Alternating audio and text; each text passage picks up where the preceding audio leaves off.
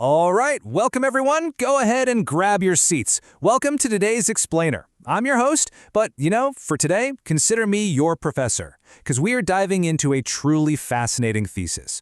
We usually think of legendary artists as these purely romantic figures, right? Just painting from sheer, unbridled inspiration. But today, we're flipping that script. We're going to look at them as applied scientists. We'll explore how they deliberately engineered our emotional responses, basically using the canvas as their very own laboratory.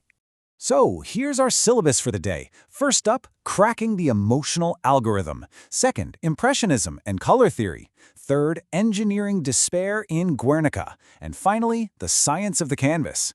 Basically, we're going to reverse engineer these absolute masterpieces to uncover the hidden mathematical and psychological mechanics making them tick. Okay, moving right into part 1, cracking the emotional algorithm with the Mona Lisa. Let's travel back to the 16th century to tackle the most famous visual enigma in all of art history. I want you all to really think about this centuries-old question. Is she smiling? Seriously, 6 million people visit her at the Louvre every single year, and almost all of them walk away wondering exactly what she's actually feeling. It's a riddle that's endured for over 500 years. Now, what's really interesting about this slide is how recent revelations from an interdisciplinary team of researchers have completely reframed this whole mystery. They used Oak Ridge's Frontier supercomputer, which is an exascale system that can do a billion calculations per second, which is just wild, to analyze the painting with advanced AI. And they proved that Leonardo da Vinci wasn't just painting a single expression. Instead, he actually engineered a highly sophisticated algorithmic visual trick. Let's actually test this out right now. Consider this a quick little lab experiment you can do on yourself to make the science tangible. Look closely at her mouth. Step 1. Cover the right side of her mouth with your hand. What do you see? She looks kind of melancholy, right? Okay, step 2. Cover the left side. What about now? Suddenly, she seems subtly amused. Step 3. Cover both corners, leaving just the center visible. Boom, she looks completely neutral. So what is actually happening here? Well, Leonardo engineered specific, conflicting emotional zones. The left side uses a downward shadow, which our brain automatically reads as sadness. But the right side features an upward shadow, signaling joy. These are subtle optical decouplings. He deliberately separated the direction of the shadows from the actual anatomical structure of the mouth. He was engineering these psychological cues centuries before modern neuroscience was even a thing. And this brings us to what researchers call the three-zone perceptual system.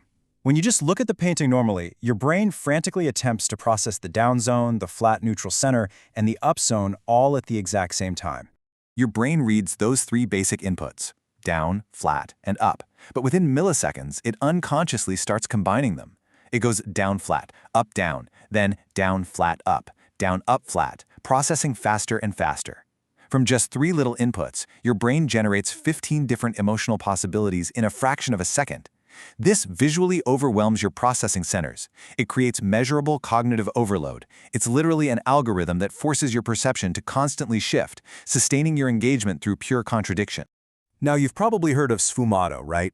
That famous Renaissance technique of creating soft, smoke-like transitions. But Leonardo didn't just use it to make things look pretty or hyper-realistic, he weaponized it.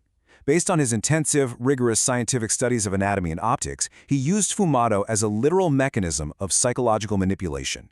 He wasn't just representing a face on a canvas, he was programming an emotional response. All right, moving on to part 2, impressionism and color theory, hacking light.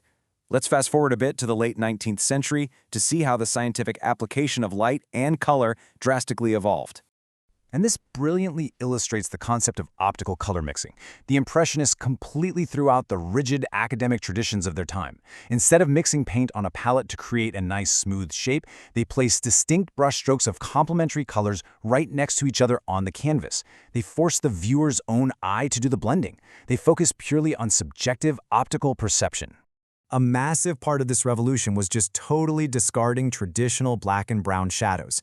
Instead, pioneers of this movement, including highly influential female artists like Mary Cassatt, used contrasting warm and cool tones. They used broken brushstrokes to capture the transient, fleeting reality of a moment. They were basically painting light itself, rather than just illuminating a subject. When we put these two side by side, the shift is just staggering. Academic realism relied on meticulous blending and a highly realistic, almost photographic portrayal. Impressionism, on the other hand, prioritized the subjective experience and the emotional resonance of color. By breaking the image down into visible strokes and relying on our own optical processing, this specific color theory directly paved the way for the vibrant modern abstraction that exploded in the 20th century. Which brings us to Part 3, Engineering Despair in Guernica. Speaking of the 20th century, let's transition to a much darker era to see how perceptual engineering was used to make a truly devastating political statement. We're looking at the year 1937, right in the middle of the Spanish Civil War. This is Pablo Picasso's Guernica. It's an absolutely massive mural. We're talking 3.5 meters tall and 7.8 meters wide, depicting the tragic bombing of a Basque town. Notice the immediate somber visual impact here. The canvas is entirely stripped of all color. It's painted only in stark, unforgiving shades of blue, black, and white. Picasso made highly specific, intensely calculated technical choices here to engineer cognitive shock. He discarded color to give the piece a raw, photographic reportage quality. There's even the subtle suggestion of torn newsprint hidden right in the painting. He specifically ordered house paint with a matte finish to remove any distracting gloss. And he used harsh, stark contrast alongside cubist fragmentation to visually mirror the brutality and chaos of fascism.